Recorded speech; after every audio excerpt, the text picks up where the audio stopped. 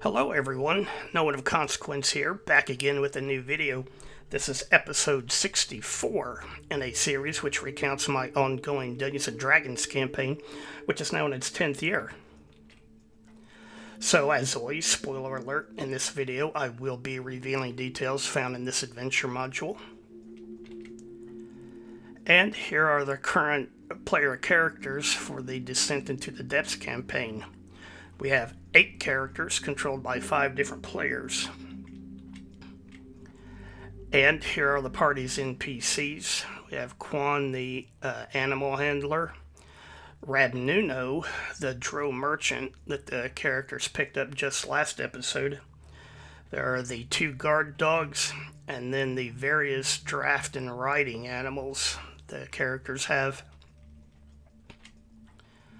So where we left off last time, the characters had come to an unexpected fork in the tunnel with a branch running north. They asked Rabnuno if he knew anything about it, but the drow merchant said he had never been that way. So it was decided that Garrett and Gorb would use their invisibility rings and investigate the new passageway. Garrett and Gorb quickly discovered the entrance to a tunnel going deeper underground. However, they decided to bypass it and continue exploring the main tunnel, which turned west. Garrett and Gorb took a closer look at the stone steps going deeper, but they could not see anything in the darkness below. But soon, a giant slug came sliding up out of the tunnel opening. It had detected the ground vibrations from Garrett and Gorb's footsteps and was coming to investigate. However, since they were invisible, the creature instead saw the main party a short distance to the south and began moving towards them. The giant slug spit a glob of acid at the party, but it didn't hit anything. I pointed that out here. Meanwhile, Gorbadoc and Garrett began approaching the giant slug, intending to attack its flank. The giant slug spit another glob of acid, and this time it struck Thorol's mule, which he had fortunately just dismounted from. The acid immediately ate through the mule's body, basically dissolving it in half. In retaliation, Thorol cast a fireball at the giant slug. Obrak used a missile weapon against the slug and rolled a critical hit.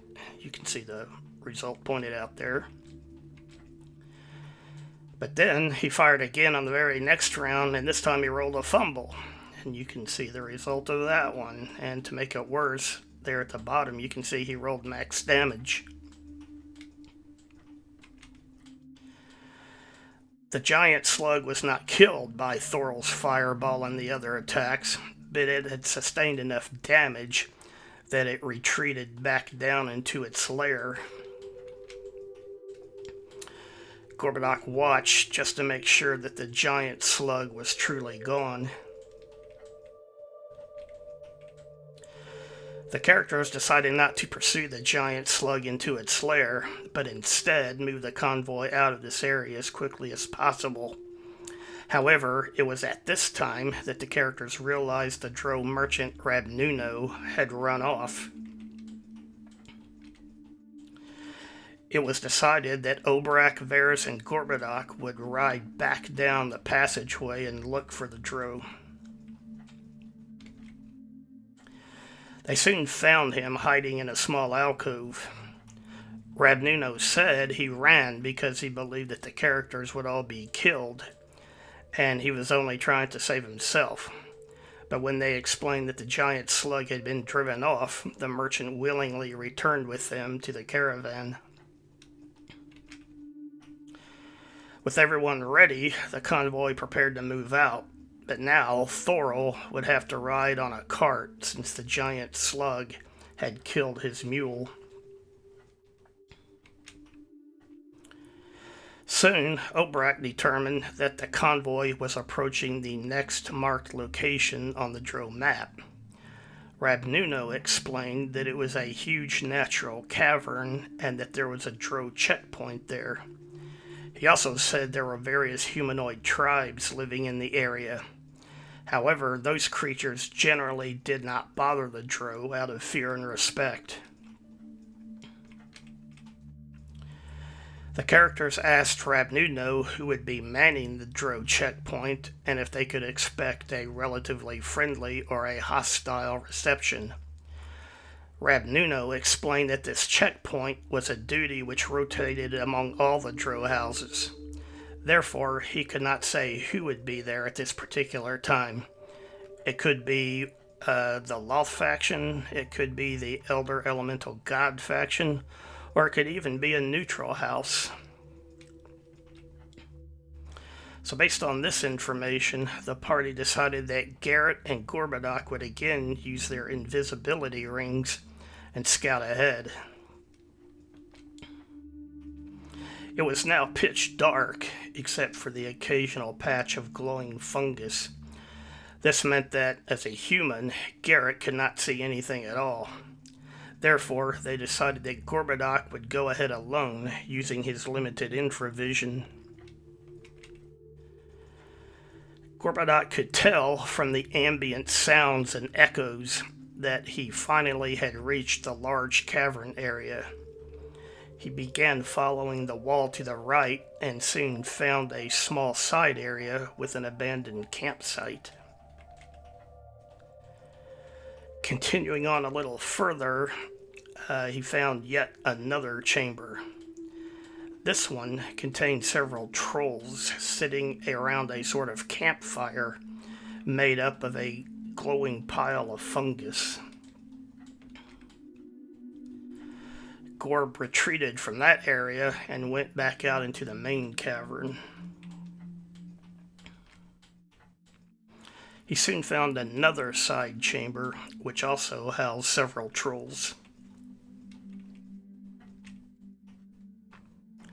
Gorbadoc then turned around and went back to his approximate starting point. He then began exploring to the north, hoping to find the exit passage from this large cavern. Exploring deep into the enormous cavern, Gorb spotted a Dro sentry standing guard in the darkness. You can barely see him pointed out there on the screenshot. So it was at this point that Gorb decided he had seen enough, and he began moving back to where Garrett was waiting.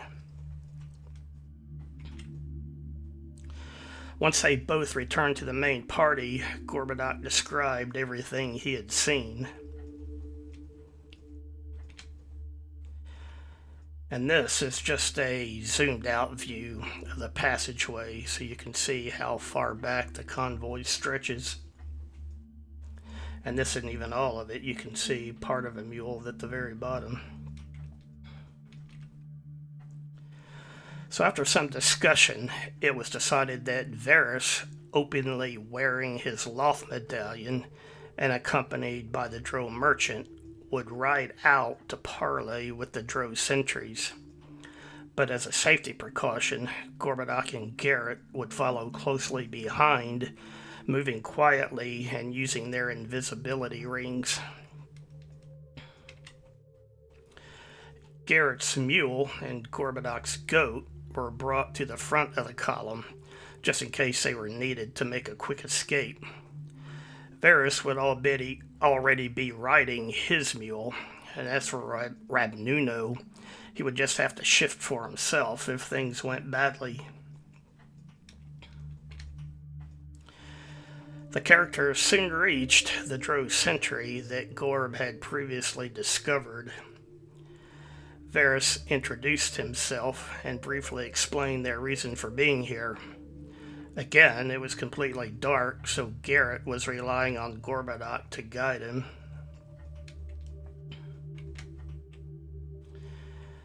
The commander of the Dro checkpoint soon arrived, along with her personal guard.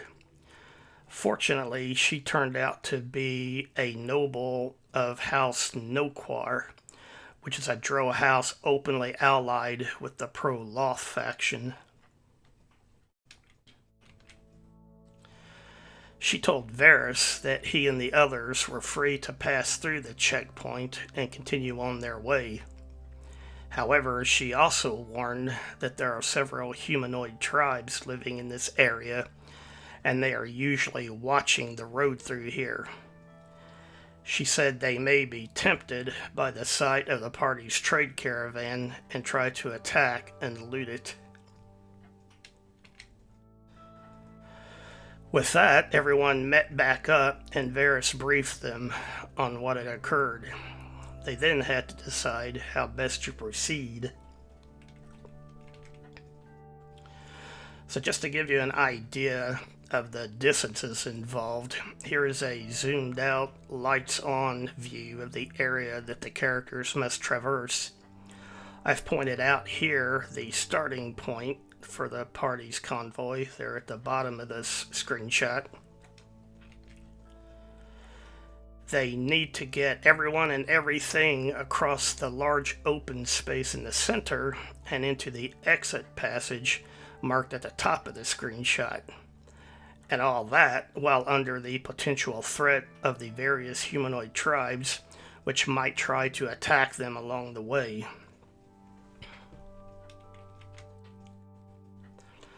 First, it was agreed that Gorbadoc would go back in carrying small rocks with silence cast upon them and drop them at the entrances to the troll caves he had found. This would hopefully prevent the trolls from hearing the character's convoy passing by and coming out to attack it. So, Gorb went back alone this time and placed one of the silence stones near where he knew the first group of trolls to be. Then he went a little further along and placed another silence stone near where he had found the second troll lair. By the time Gorbadoc returned, the plan had changed. The characters had decided to leave the Sergeant Major, Rab Nuno, and Quan with the caravan, while everyone else went forward to deal with the trolls. They had decided that it would be better to deal with the trolls up front rather than risk them attacking the caravan while it was passing through. Alright, well that's all I have for now. Thanks for watching. If you enjoyed the video, please hit the like button. Leave a comment. Let me know what you think. If you haven't yet, subscribe to the channel. And if you can, share the video. Anything you can do to help support the channel, I appreciate it. Thanks again. Bye for now. The greatest adventure is what